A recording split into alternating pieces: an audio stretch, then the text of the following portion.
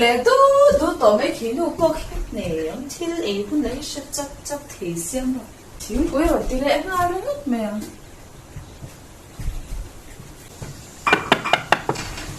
rồi nhầm rồi không quên đơn rồi ôi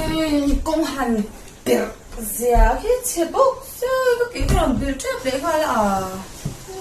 ôi cả là có tạo bằng trong nào con rụt xuống nó còn ai ít rồi em nên là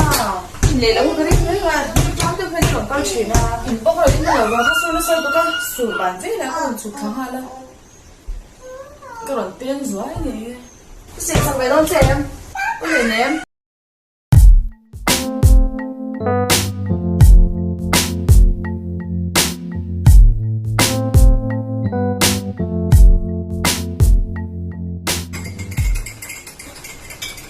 à lên làm rồi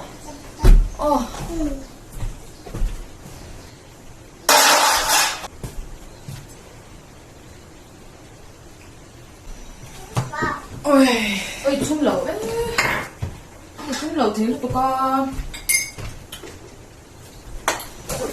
chỉ đi tới kha cái tệ tổ lên kha cái đồ thông thì cái duy sinh trên kha mà thì cái đồ thông thì xìm em mà over mà giờ ini pun phiền khát cắn tê la chung tục chứ ấy của em ấy cuối cùng đó thì là tiếng nó tiếng ai đâu vậy đi thế nên chúng con sợi đi đến tao sugar trên này nâu bẩn này cái rồi lên thì lâu in phụ mấy cái rồi đến chắc vào em nên phun chẳng nào nha